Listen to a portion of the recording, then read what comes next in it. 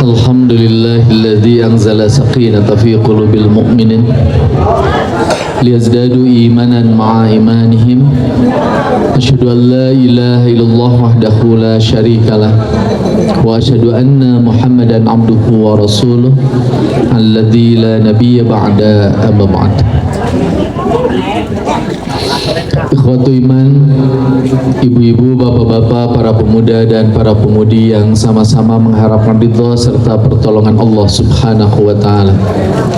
Pagi hari ini kita bersyukur kepada Allah Subhanahu wa taala karena atas segenap limpahan kasih dan sayangnya lah kita semua dihimpun oleh Allah Subhanahu wa taala di tempat ini di dalam rangka belajar bersama terkait dengan tuntunan dan ajaran Rasulullah Sallallahu Alaihi Wasallam. Secara pribadi tentu saya menyampaikan ucapan terima kasih teriring doa jazakumullahu khairan kepada keluarga besar PC Persis Katapang yang telah berkenan mengundang saya pada kesempatan pagi menjelang siang ini. Ikhwatu iman yang saya muliakan, semalam kru dari Asep Sound yang membantu kegiatan kita pada kesempatan pagi hari ini menunjukkan tempat kegiatan kita di kesempatan pagi hari ini. Ditampakkan kepada saya bahwa saya akan mengaji di tempat ini dengan desain semacam ini, sehingga tadi saya sempat nanya sama Ustadz Hilman, ini pengajian PC atau pengajian walimatun nikah? Tapi ternyata memang PC Persis Katapang ini keren. Jadi sudah 2 kali kegiatan, dan 2 kali kegiatan ini ditempatkan di tempat yang memang bekas hajatan. Jadi mungkin ini mengikuti sunnahnya Prabowo, melakukan proses efisiensi. Ikhwatu iman yang saya muliakan, hari ini kita bersyukur juga kepada Allah Subhanahu wa taala karena Allah masih memberikan kita kesempatan untuk hidup di tahun baru Hijriah tahun 1447. Di kalangan Jamiah Persatuan Islam memang tidak dibiasakan bagi kita, tidak dianjurkan bagi kita, dan tidak diajarkan bagi kita untuk melaksanakan perayaan ulang tahun dan juga perayaan tahun baru dalam bentuk apapun. Tak hanya tahun baru Masehi, tapi juga tahun baru Hijriah. Akan tetapi bukan sesuatu hal yang salah apabila kemudian kita semua juga belajar kembali tentang sejarah yang punya keterkaitan dengan tahun Hijriah ini. Ikhwatu iman yang saya muliakan, salah satu hal yang sering dilekatkan dengan tahun baru Hijriah adalah proses hijrahnya Rasulullah Sallallahu Alaihi Wasallam dari kota Makkah Al-Mukarramah menuju ke kota Yathrib yang kemudian sekarang kita kenal sebagai kota Madinah Al-Munawwarah. Kita tahu pada zaman Umar bin Khattab itu terjadi semacam dialog, dan dialog ini disebabkan karena adanya kebingungan dari sejumlah pihak ketika hendak memberikan surat resmi kenegaraan. Di surat-surat resmi kenegaraan itu tidak dicantumkan tanggal, bulan, dan tahun. Oleh sebab itu diadakanlah dialog, dan di dalam dialog itu sebetulnya muncul 3 opsi. Opsi-opsi ini mesti dipilih sebagai momentum ketika kita akan melakukan penanggalan, dinisbahkannya akan kemana. Ada sejumlah pihak yang kemudian punya ide dinisbahkannya kepada proses kelahiran Nabi. Yang kedua, ada yang punya ide dinisbahkan pada proses wafatnya Nabi. Dan yang ketiga, ada yang kemudian ingin dinisbahkan kepada proses hijrahnya Nabi. Kenapa yang dipilih adalah dinisbahkan pada hijrahnya Nabi? Karena hampir semua peserta dialog pada saat itu bersepaham bahwa hidup dan mati itu bukanlah prestasi yang layak untuk dibanggakan oleh manusia. Kenapa demikian? Karena hidup dan mati itu ada dalam genggaman Allah Subhanahu wa Ta'ala. Saya sengaja menceritakan ini agar kita juga ketika hendak memberikan hadiah dan mengapresiasi pada putra-putri kita, tolong gak usah dinisbahkan pada kelahiran mereka. Anak saya yang pertama atas takdir Allah tidak belajar di pesantren. Dia sekolah di SMP Negeri 5 Kota Bandung, salah satu SMP terbaik di Kota Bandung. Waktu itu ibu dan bapak, anak-anak saya atau anak saya yang pertama itu tiba-tiba dikejutkan dengan kejutan dari teman-temannya. Bikin kayak surprise party. Anak saya masuk ke kelas, lalu kemudian tiba-tiba sudah disediakan kue, lalu kemudian sahabat-sahabatnya menyanyikan lagu Happy Birthday to You. Ketika anak saya mendapatkan hal semacam ini, anak saya hanya diam. Lalu ditanya, Anfar kenapa kayak yang gak happy? Lalu anak saya menjawab, mohon maaf saya tidak diajarkan oleh orang tua saya untuk kemudian merayakan ulang tahun. Terus teman-temannya nanya, lah kalau kemudian tidak dirayakan ulang tahunnya, papa sama umi kamu ngasih hadiah kamu di momentum apa? Lalu dijawab oleh anak-anak saya, kami terbiasa di rumah dikasih hadiah itu kalau menorehkan prestasi. Menorehkan prestasi apa? Contoh, saya terbiasa memberikan hadiah pada anak saya waktu mereka masih kecil kalau mereka tamat saumnya. Kunaon dihadiahan agar kemudian mereka merasa diapresiasi kebaikannya. Kapan lagi dikasih hadiah? Ketika kemudian hafalan Quran mereka bertambah. Kapan lagi mereka dikasih hadiah? Ketika hasil rapotnya bagus. Kapan lagi dikasih hadiah? Ketika kemudian anak laki-laki saya menang turnamen futsal. Nah, kenapa kemudian saya melakukan itu? Ini sebetulnya mengikuti apa yang menjadi cerita awal tadi. Tolong dibiasakan kita itu mengapresiasi anak tidak pada masa kelahirannya, tapi kemudian prestasi yang ditorehkan. Ikhwatu iman yang saya muliakan, karena ini punya relevansi dengan peristiwa hijrah, maka mari kita kembali membaca peristiwa hijrah. Dalam peristiwa hijrahnya Rasulullah Shallallahu Alaihi Wasallam dari Makkah menuju ke Madinah, itu ada peristiwa penting. Dan peristiwa penting itu terkait dengan ketika Rasulullah Shallallahu Alaihi Wasallam datang, lalu kemudian Rasulullah Shallallahu Alaihi Wasallam diminta untuk menyampaikan semacam khutbah iftitah. Dan perlu saya sampaikan, di zaman itu Bu, Pak, itu kulturnya, kebudayaannya agak beda dengan kebudayaan sekarang. Dulu itu kalau ada momentum seorang pesohor dan seorang ulama datang, maka umat itu pasti akan memilih untuk duduk bersama ulama. Janten kapung kurma jalmi teh resep ngariung sareng ulama. Tapi kalau momentum-momentum sekarang saya agak ragu.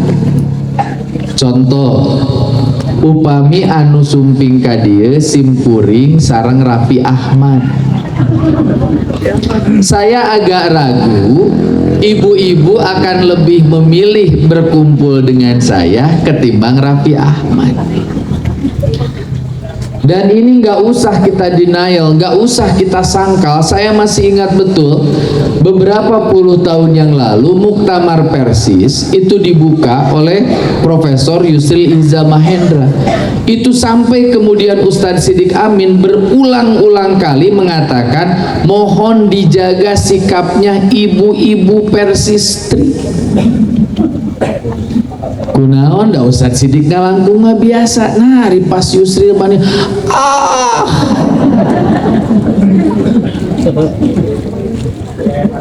ini soal adab. Janten kapungkur mah umat Islam teh resep ngagunuk teh sareng ulama. Dan ketika mereka ketemu dengan ulama, mereka tidak minta jampe-jampe.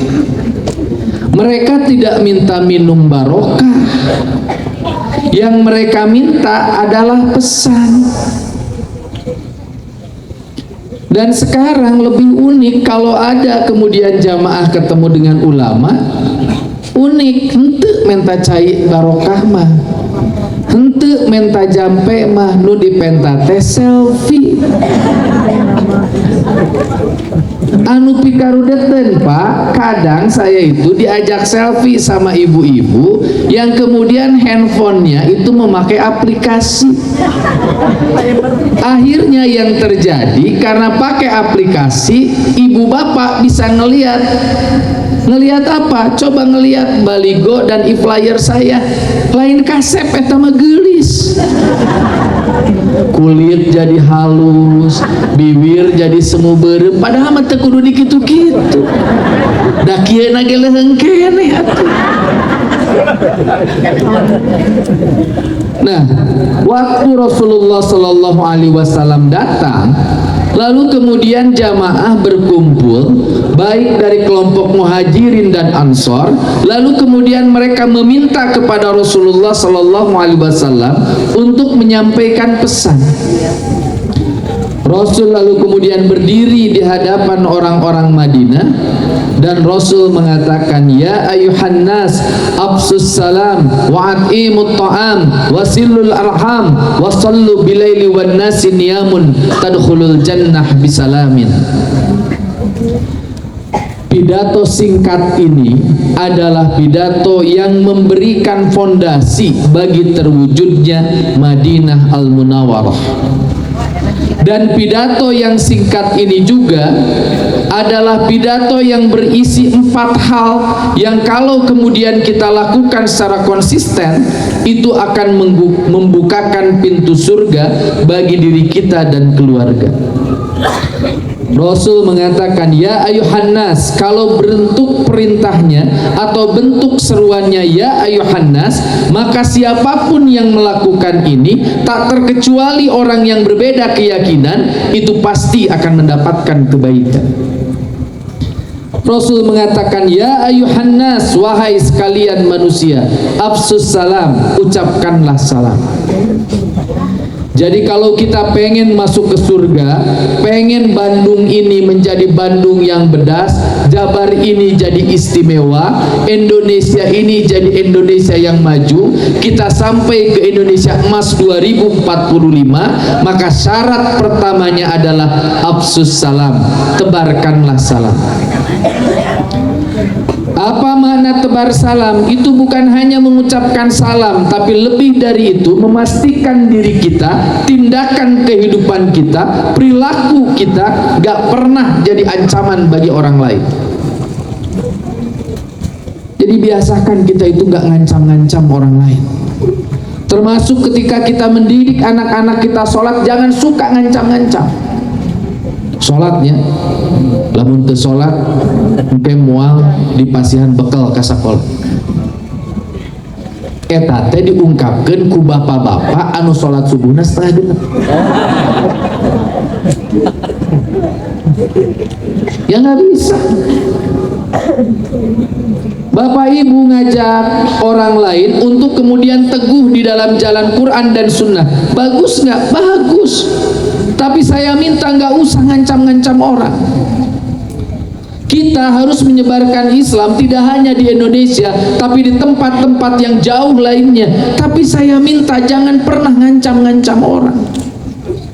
Orang tuh ketika diancam, dia akan merasa terancam. Kalau merasa terancam, dia akan defensif. Kalau dia defensif, dia akan menutup dirinya. Kemarin 2 hari yang lalu, sebagai bentuk terima kasih kami menerima tamu. Ia adalah lulusan PPI Benda, namanya Tarisa, usianya 28 tahun, belum nikah.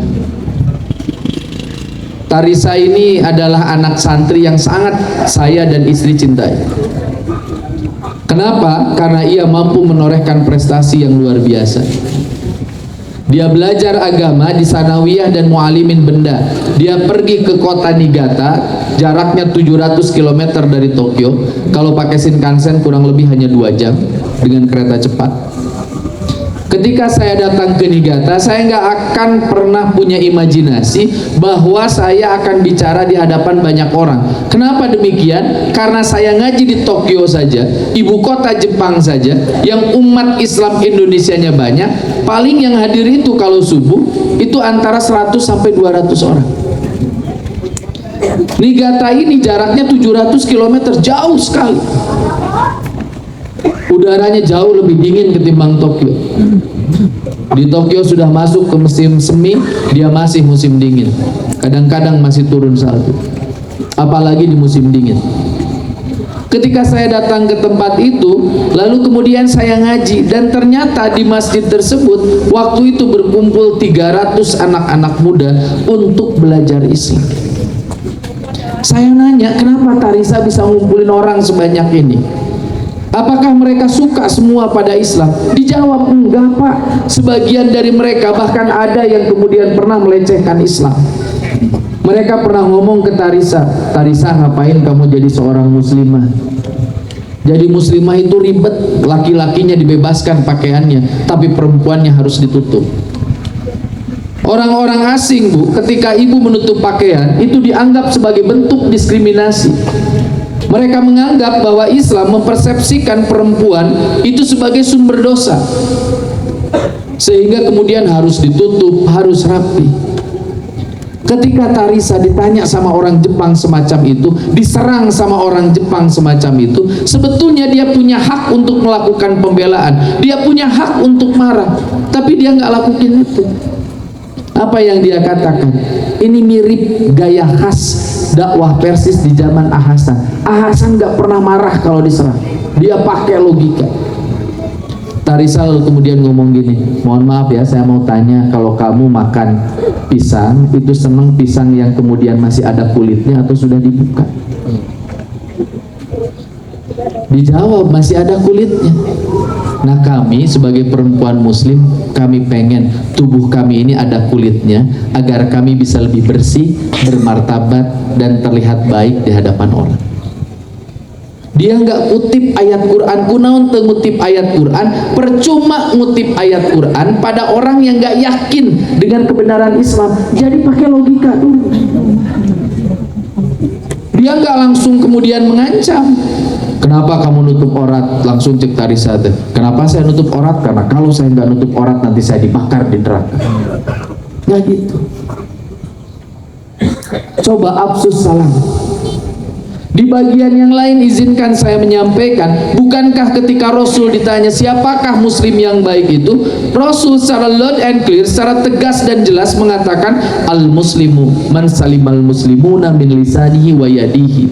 Muslim yang baik itu adalah muslim yang memberikan keselamatan melalui lisannya dan juga tangannya, bimakna kekuasaannya. Jadi kalau ibu dan bapak pengen disebut sebagai muslim yang baik, jaga bicaranya. Saya sering bilang jangan terlalu senang ngomongin keburukan orang lain, tapi kita abai dengan keburukan diri kita sendiri. Jaga lisan kita dari menggunjing, jaga lisan kita dari memfitnah, termasuk jaga mulut kita ketika kita ngobrol soal agama, padahal kita nggak terlalu ngerti dengan apa yang kita bicarakan. Saya sering ngobrol ke teman-teman saya ini bukan ahli fikih. Jadi kalau ibu bapak nanya tentang fikih ibadah ke saya Untuk keselamatan hidup saya di akhirat, saya lebih baik menjawab, silahkan tanya ini terhadap Ustadz Amin Mukhtar yang jauh lebih fakih ilmu fikihnya, terutama fikih ibadah. Jadi setiap ustadz itu nggak boleh dipaksa untuk ngobrol setiap hal. Setiap orang itu punya keunikan dan kekhususannya masing-masing. Saya kalau diminta untuk ngobrol political policy atau public policy, saya bisa. Saya kalau cuma ngomong persoalan-persoalan akhlak yang kira-kira hal itu pun sudah bisa saya lakukan, saya mampu. Tapi kalau Bapak Ibu belajar ilmu alat sama saya, salah. Bapak Ibu kalau mau belajar ilmu alat, jangan sama saya, sama istri saya. Karena saya pun belajar dari istri saya. Hati-hati. Saya kasih contoh. Bapak Ibu ditanya sama teman-teman dari Muhammadiyah, Pak, kenapa Bapak mah Idul Fitri teh hari Rabu dan saya mah Selasa? Kalau Bapak nggak ngerti konsep apa itu wujudul hilal, apa itu ru'yatul hilal, apa itu imkanur ru'yah, lalu kemudian apa-apa syaratnya ketika terjadi bulan baru, Bapak nggak usah jauh. Iya ditanya, Pak kunaon rebon teu Salasa lebih banyak, lebih baik. Cek Muhammadiyah teu kunaon Bapak ge tarawih teu 2-3 malah 11. Pan leuwih loba leuwih hade. Dan mohon maaf Pak, di sini kalau ada lulusan Pajagalan tahun 80-an, tahun 90-an, Anda yang belajar di masa itu adalah Anda yang kalau ditanya dalil dari mulai takbir sampai salam, Anda bisa jawab itu. Tapi salah satu kritik saya adalah sekarang banyak sekali santri yang kemudian belajar di tempat-tempat kita, yang kemudian ditanya soal-soal dalil semacam itu, lalu kemudian mereka hanya kemudian menjawab, saya melakukan ini karena saya persis. Kunaon Bu, sholatnya utak-utakan, dabi mah persis. Akhirnya setiap utak-utakan dianggap persis. Padahal enggak.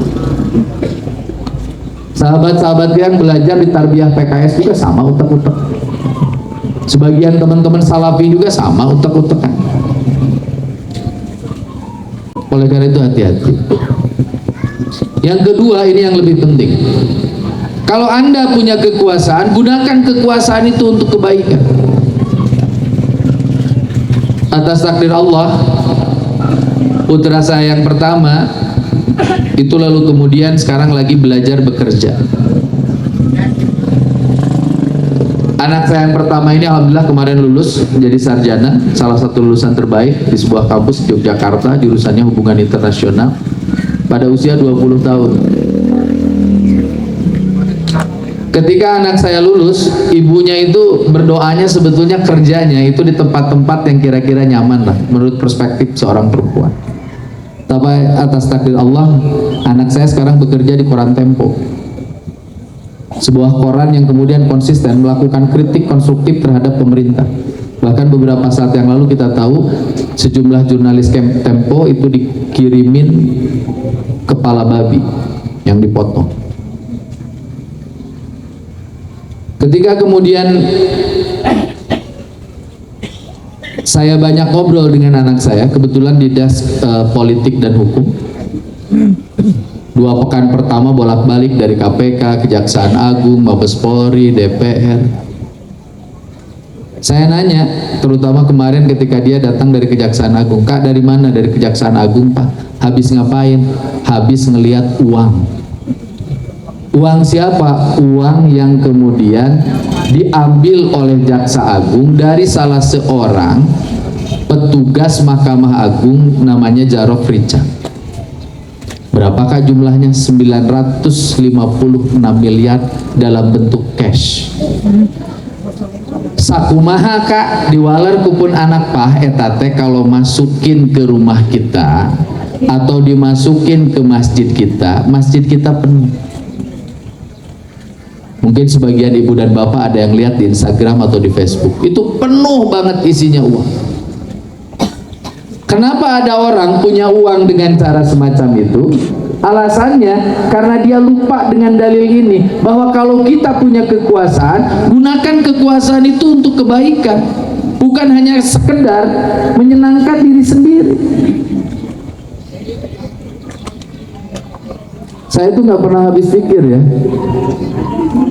kenapa ada orang digajinya itu sudah lebih dari 20-30 juta, lalu kemudian ia masih melakukan tindak pidana korupsi. Coba saya tanya ke ibu bapak ya, saya pernah punya senior gajinya 450 juta, tapi akhirnya nyantri di Sukamiskin. Saya mau tanya, kalau bapak ibu digaji 450 juta, korupsi moal? Kunaon moal? Sabab aja.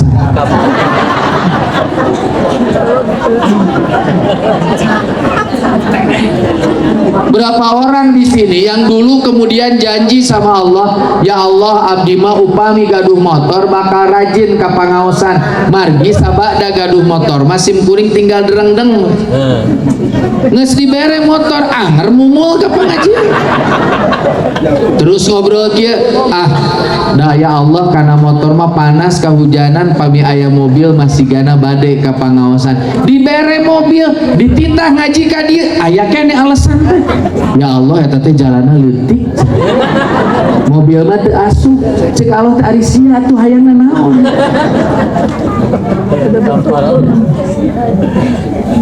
Makanya dulu saya itu ada kejadian unik tuh dulu, ketika pemerintah atas dasar hifdun nafs, catat ya, hifdun nafs, pemerintah itu saya tahu persis gak bermaksud untuk menzalimi kita. Ketika kita kena COVID-19, pemerintah kan meminta, bahkan masjid pernah ditutup. Ketika masjid ditutup, itu banyak umat Islam yang emosional. Punten ya ngomong bahasa kasar, koplok, ha? Apal orang teh keur diuji, der masjid ditutup. Ai urang ke salat kumaha? Siga nu heueuh sia eta. Ayeuna masjid dibuka, si kehet teu ka masjid. Makanya saya kalau sama orang yang banyak cakapnya, keras cakapnya, itu nggak langsung percaya. Karena sebagian di umat ini banyak yang emosional keislamannya tinggi, tapi pemahaman keislamannya rendah. Maka harus hati-hati, Bu. Mohon maaf ya kalau ibu-ibu di sini agak jarang saya tatap, karena menatap ibu itu sama dengan saya menantang matahari. Panitia mungkin memahami saya ini kekurangan vitamin D. Matakna ngahaja di pohe. Tadi pas saya duduk ibu-ibu langsung dia, Ustadz serapnya, Ustadz serapnya. Cek aing mah teu kudu nanya. Tadi sepupu serap.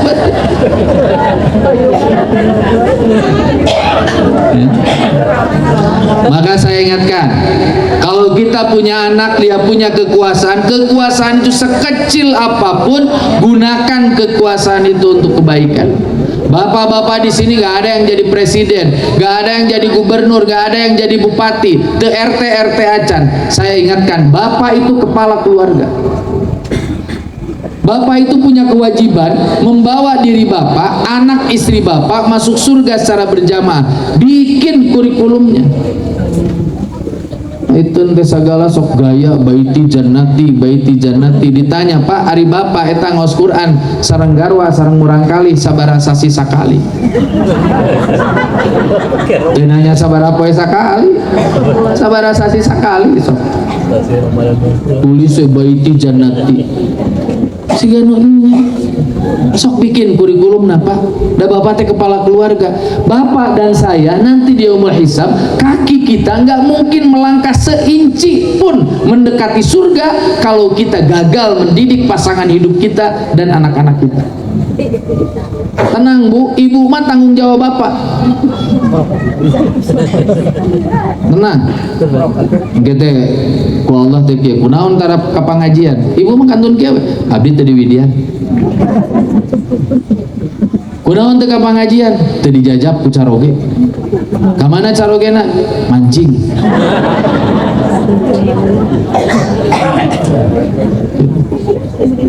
Sok Pak. Ikhwatu iman yang saya muliakan, ini absus salam. Berikutnya wa'atimut ta'am, kasih makan sama orang yang membutuhkan. Sebetulnya komunitas masyarakat Indonesia ini kan 95% muslim. Program makan bergizi gratis yang membuat APBN kita berdarah-darah itu sebetulnya nggak usah dilaksanakan kalau umat Islamnya menjalankan dalil ini. Wa'atimut ta'am, kita kasih makan pada orang-orang yang membutuhkan. Saya selalu bilang, saya ini ingin bersikap adil saja. Ada yang nanya, Ustadz, MBG itu bagus nggak? Saya bilang bagus, tapi jangan maksa, plus harus tepat sasaran.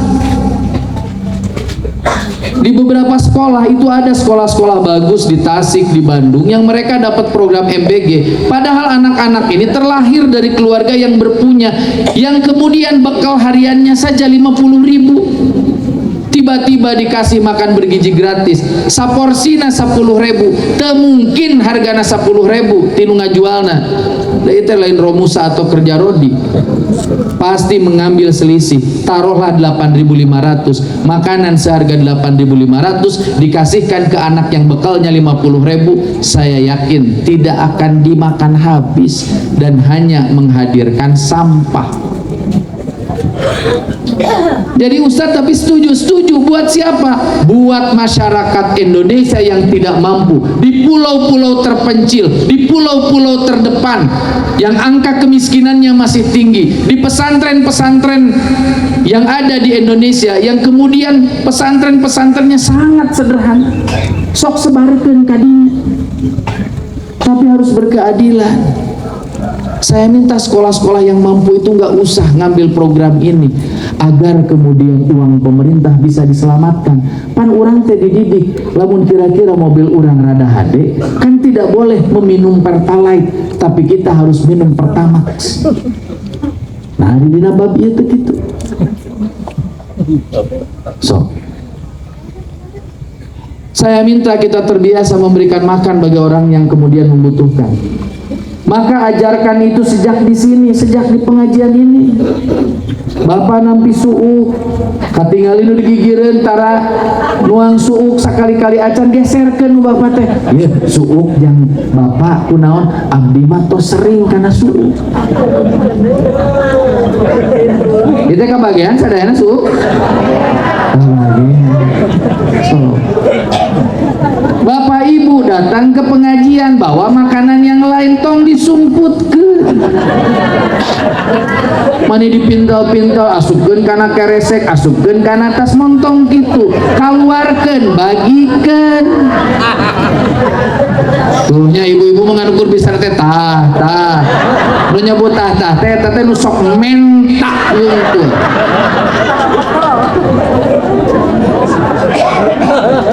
Bapak-bapak juga sama, cik lamun ngariung boga rokok teh tuna bungkusna teh di luar.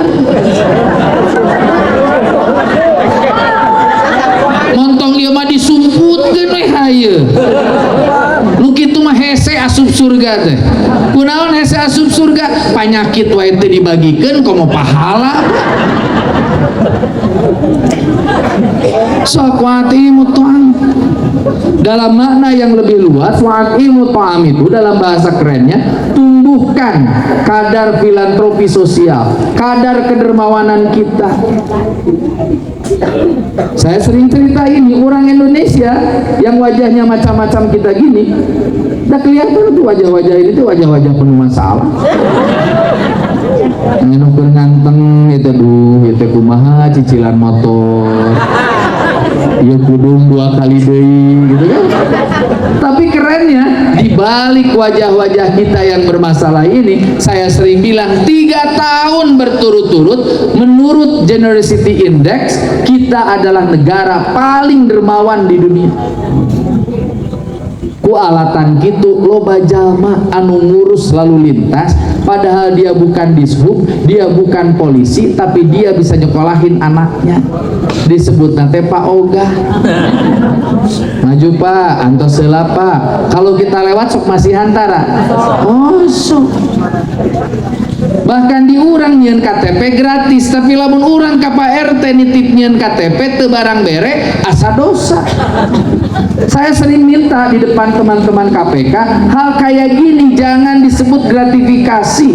Ini adalah bagian dari kearifan budaya lokal. Urang mah memang resep nganuhunkeun.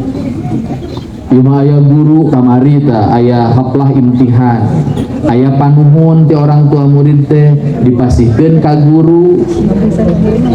Ucuk mulai teh anu kritis, montong kitu cenah eta teh nyuap. Ye, nyuap mah kieu, saacan dibagi rapot ibu bapak ka wali kelas.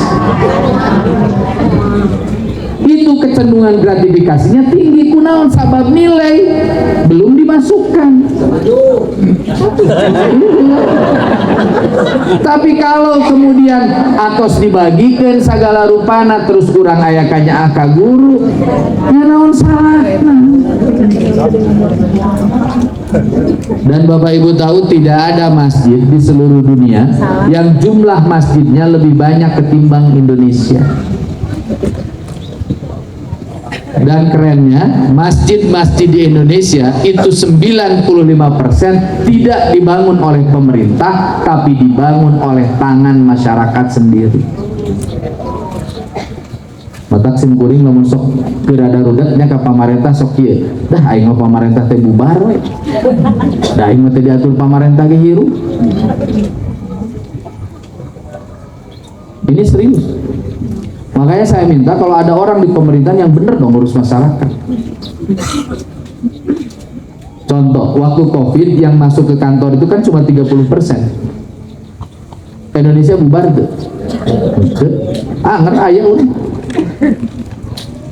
Kalau ngomongin lembaga pendidikan, sebelum Republik ini merdeka, umat Islam sudah bikin lembaga pendidikan.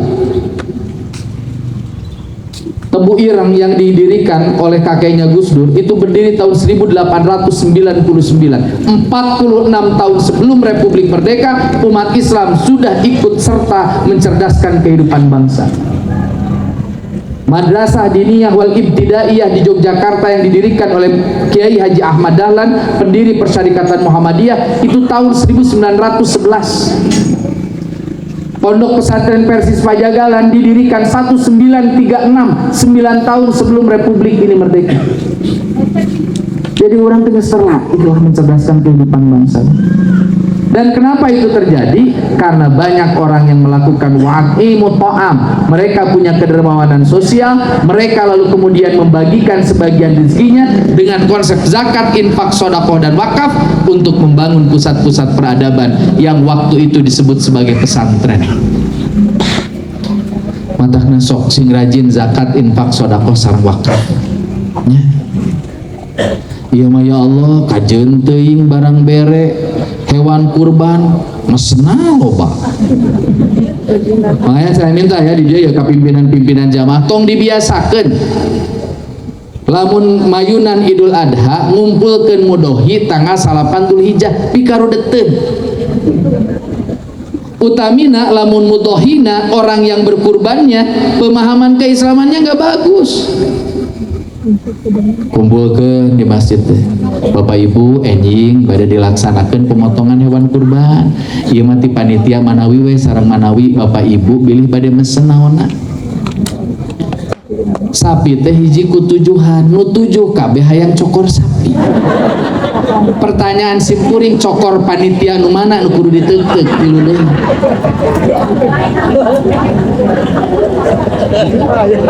So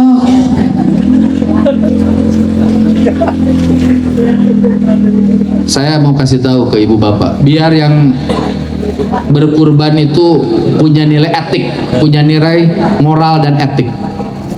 Bapak ibu harus tahu konsumsi per kapita daging di Indonesia itu 2,6 kg per orang per tahun. Jadi orang Indonesia teh nuang dagingna baru 2,6 kilogram per orang per tahun. Jumlah penduduk Indonesia sekarang 280 juta. Dan ada orang, nggak jauh-jauh lah, contohnya saya. Sesekali kalau kita makan steak kan itu ditawarinnya 150 gram atau 200 gram. Jadi ada orang yang konsumsinya taruhlah dia 30 kilogram, tapi rata-rata 2,6 kilogram. Itu artinya ada sebagian dari saudara-saudara kita yang mengkonsumsi daging, terutama daging sapi, ngan ukur setahun sekali nalika boboran Idul Adha. Oleh karena itu entah kenapa saya kok lebih nyaranin gini ya, kalau jamaah Persis berkurban itu pasihkeun artosna mengben. Bu hoyong naona tekedah mangga dibagikeun ku panitia. Ibu hoyong sabara ganting tekedah mangga we sok ku panitia. Ari ibu iraha tuh bade ngalapis, bade ngadamel gepuk. Kan Cilampeni mah terkenal gepuknya nya. Antara ngasaan ya sempurna.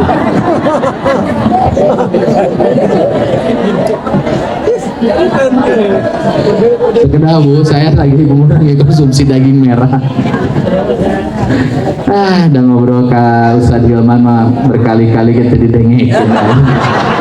Entah-entah kemah ingin ngawai amal dibalas guys. Ya, jadi ayo kita punya adab. Ini wa'imut ta'am. Berikutnya wasilul arham. Ayo jalin tali silaturahmi. Catat, silaturahmi itu mempertautkan kasih sayang, dan ancaman bagi orang yang tidak mau mempertautkan kasih sayang, apalagi memutuskan kasih sayang, itu neraka. Kan Rasul parantos muningakeun la yadkhulul jannah qati'un, tidak akan masuk surga para pemutus, yakni qati'ur rahim, yakni mereka yang memutuskan tali silaturahmi. Maka saya meminta betul, terutama kepada jamaah Persis, kalaupun pada satu titik tertentu kita punya beda pilihan dengan sahabat kita, maka saya minta silaturahim itu tetap terjaga. Cuma tepira pernah beda partai, eureun ka masjid. Pak kunaon tara ka masjid? Sebel aing, sebel bisa eta imamna kunaon? Imamna PKS. Ari bapak naon? PBB. Terus kunaon bapak mung imam ka PKS lah? PKS mah eta padi dan kapas. Ari bapak naon? Bulan bintang. Dulu urusanana jeung salat naon? Makanya saya minta ya, ini permintaan aja, bisa nggak masjid itu jadi tempat yang agak clear dari ekspresi politik praktis. Di masjid itu kita boleh ngomongin politik, karena politik itu salah satu cara bagi kita untuk menegakkan syariat. Tapi saya minta ekspresinya nggak usah ditunjukkan. Dia mainin ke masjid pakai baju partai, imamnya PDI pakai baju moncong putih, jamaahna PKS yang PBB, cek imam teh ruku Allahu Akbar, cek nu tukang teh pepe sia aing nomal nurut. Nggak usah kayak gitu, biasa aja, biasa aja. Saya bersahabat baik dengan junior saya namanya Andri Gunawan, ketua DPC PDIP Kota Bandung. Baheula Kang Andri ngajar di Madrasah Persis di Astana Anyar. Hafalan Qur'annya loba, cara ngobrolnya keren, dia lebih kasep daripada Simkuri. Dia masuk PDI ngobrol ke Simkuri, Sad, naon? Itu rada sesah ngobrolnya, naon? Abdi teh ngadekeun masjid, Sad. Di mana? Di kantor DPC PDI Kota Bandung. Ih, cetak hade atuh. Hari hidup PDI, mohon Sad, abdi teh ketua DPC. Oh, setelah itu saya ngobrol, aya naon? Sad pamit biasa. Jumat pertama, ieu teh bade dianggo Jumatan. Jumat pertama panuhun ustad nu ngakhotiban. Sabada eta ustad memberikan semacam pencerahan dialog publik sareng sahawai, sareng Pak Hasto, Sekjen PDI, teras Mas Ono. Mas Ono Surono siap, saya datang. Saya datang jadi khatib, beres itu dialog dengan Kang Ono, dengan Mas Hasto, biasa weh. Dan apa kalimat pertama yang saya sampaikan? Karena kebetulan kantor DPC-nya itu di daerah Arca Manik, saya bilang gini, saya hari ini datang ke tempat ini untuk melanjutkan silaturahim antara kelompok Persis dengan kelompok nasionalis. Bertahun-tahun yang lalu, jarak beberapa meter dari tempat ini, di LP Sukamiskin, Bung Karno ketika dipenjara didatangi oleh sahabat baiknya, dan sahabat baiknya itu adalah Tuan Hasan. Kedatangan saya sekarang ke tempat ini sama, saya ingin melanjutkan silaturahim. Jadi lamun beda, orang tetap menjadi cua. Lamun orang beda, terus kita tos geles atau acana naon, gimana kita bisa berdakwah? Minimal kumaha usah dakwah nah, minimal di kantor DPC PDI Kota Bandung, sholat Jumat adana sakali. Sadia adana sabaraha kali? Sakali. Adanya sekali. Beres didinya simpuring sugan jadi anak banteng. Anger jadi kader Jamiyah. Ya. Coba ibu-ibu pun dan ibu-ibunya beres ngaos, ibu teh angkat 5an. Pas muli nu hiji tos dianjeurkeun, nu opatan teh ngabaso. Nu hiji teh diajakan. Nah, eta mah minggu hareupna hayu urang ngaos cek nu opatan kanu saurang teh teu hayang. Kunaon cek hari tage nyeri hate, kunaon nyeri hate, pan emang di dia teu apa didinya opatan init ngabaso, no opatan teh ngahulang-ulang, nah ece apa didinya mana boloho, ongko hayang teu kapanggih ku di dieu tapi di-upload di WA story. Kuring teh deundeleueun 24 jam ningali eta naon dosa kuring teh diajak ngabaso, pan ngabaso teh lain bid'ah, lain khurafat, lain tahayul. Ya Allah eta dibawa ka dinya diskusi. Ari pek teh cek opatan teh manis sae alasana teh ceuk sanes kunanaon cek teh diajak teh. Ieu teh ajaran Ustaz datang. Naon ruhamau bainahum, ciri pengikut Rasul mah saling mencintai antara yang satu dengan yang lain. Cek si aja teh cinta kumaha kuring kan teh diajak sabab kuring opatan apa ece teh kadar kolesterolna teh tinggi. Tapi dah dasar jalma ngambek saya argumentasi kuat ya anggar ngambek teu bisa kitu. Di dia memang kolesterol tinggi, ayeuna beuki tinggi, kunaon ceuk mikiran sia cenah. Omatnya punya upami aya nu kitu sok leler amarah teh, leler oh teh diajakan teh pedah ieu. Da punten ya ieu. Ini mah di kota ya, pecahnya majelis-majelis ta'lim itu bukan karena pengajiannya, tapi di luar unsur-unsur pengajian. Ini tadi itu pakai baju naon ayeuna hejo cenah. Anu hiji teh di bejaan kabeh hejo. Si eta sorangan dina angkot warna hideung. Tah anu hejo dangukeun. Ari teh nu hideung teh aing teh di bejaan. Jadi we dipoto teh, sok-sok dipoto cek dulu hejo teh. Nya ku ece we cenah kan hideung teh. Kunaon da ece mah teh seragam cenah. Oke, jadi saya minta wasilul arham, perkuat silaturahmi. Dalam bahasa kerennya perkuat sinergi, harmoni dan kolaborasi. Ya. Oh, langsung dibahas ya tan, hejo. Aduh, lain dan ngaji di dia mah usah di hilman resep sim kuring mah. Seragam sih kaki ya Allah. Eta nu teu seragam teh sih nu teu boga duit.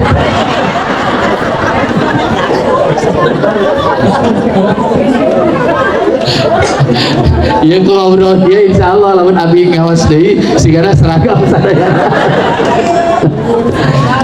Siapanya atau ngobrolkeun seragam siapanya? Ngobrolkeun seragam teh Pak matak atoh ka ibu-ibu, matak ribu ka bapak. Dah, yang terakhir adalah wasallu bilaili wan nasi niyamun tadkhulul jannah bisalamin. Kalau kita pengen masuk surga, maka yang harus kita lakukan adalah kita bangun di sepertiga malam terakhir untuk melaksanakan sholat tahajud. Masuk tahajud. Abi mah resep kan ini nu kitu. Masuk tahajud jarang gitu. Kunaon resep jujur da bapak-bapak mah repeh ketinggalan tengok sok tara tidak tadi ditinggali tina pamunteuna mah itu bapak-bapak teh insyaallah nyapanya kana tahajud teh pernah. Dah saya mah serius lamun di dieu aya bapak-bapak teh pernah tahajud ku aing mah dikaluarkeun sih. Simkuring naros. Ari tahajud sabaraha rakaat? Palinter. Tosnya beres teu dibahas deui. Kunaon simkuring ngobrol kieu? Sadilman simkuring teh ayeuna teh sok manggih kaunikan di umat Islam teh. Saduh tadi malam anak mah cenah tahajud teh nggak bisa 11 tapi lumayan lah dapat 2 rakaat. Asa hayang nepak tarangnya. Kunaon kedah tahajud? Kunaon kedah tahajud? Oh, meh lebet surga. Tapi pedawe bieu dibejaan ku abi. Kenapa kita harus tahajud? Karena kalau kita tahajud maka makom kita akan menjadi makom mahmuda.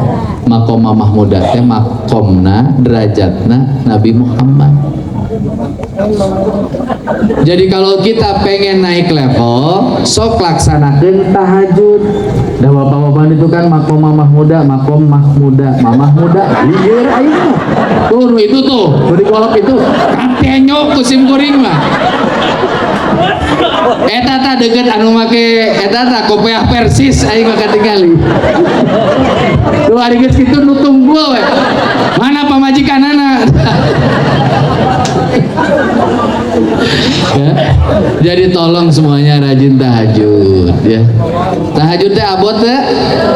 Abot sateh. Lalegeg pisan abot tuntut. Tapi jarang kumaha sih. Hari sholat husu abot teh?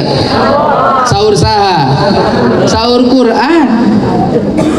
Makanya aya kalimat ilal khasyiin oge kecuali bagi mereka yang khusyuk. So tahajud jam sabaraha? Kieu heula atuh ari tahajud siang atau nepi wengi? Aya di dieu Ustad abdi teh hayang katampa cenah pagawean abdi mah tahajud ge geus beurang peuting teh. Siapa kajian tahajud sesat. Soknya sing rajin tahajudnya 11 rakaat. Sok biasakeun gugah minimal maksimalnya paling siang ke 3:30. Sok nyanak cai wudu, sholat tahajud, beres tahajud ngaos, ngantosan sholat subuh. Komo ngantos sholat maghrib mah leuwih keren. Ngaji we tadi mimiti tahajud dan ka maghrib. Ya. Nah, Ibu dan Bapak yang saya muliakan, saya kira itu yang bisa disampaikan ya. Mudah-mudahan semuanya balager, saroleh ya. Dan saya memohon hal yang sederhana ya ke panitia. Saya sering sampaikan, tolong pengajian kita tidak mengganggu apapun ya. Makanya nanti kalau pengajian, tolong kalau ada jalan yang digunakan, satu mohon izin dulu kepada lingkungan setempat. Menyimpan kendaraan juga tolong jangan menghalangi jalan.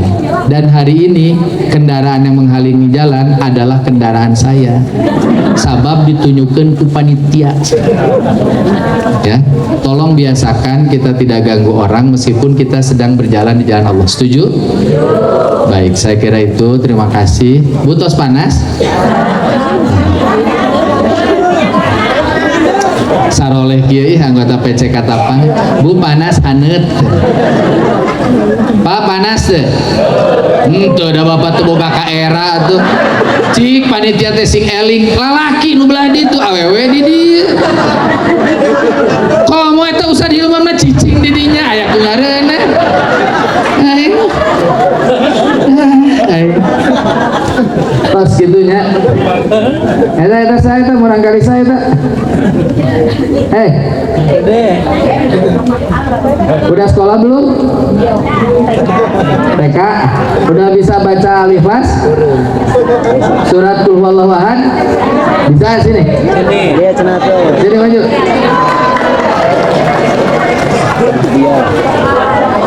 Dia.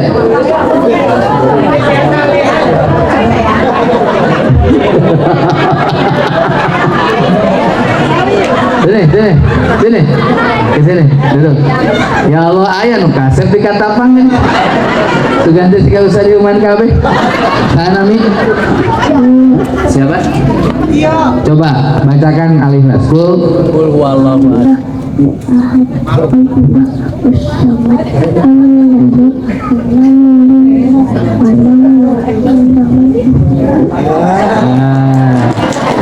Saya dikasih uang aja ya.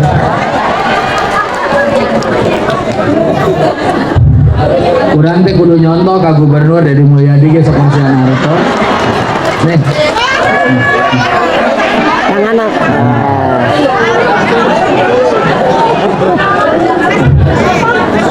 Eta bager omat tong dipasikeun ka mamahnya. Ibu dan Bapak yang saya muliakan, saya kira itu yang bisa disampaikan. Terima kasih. Allahu yaqutu bi aidina ila ma fihi khairun lil Islam wal muslimin. Assalamualaikum warahmatullahi wabarakatuh. Waalaikumsalam.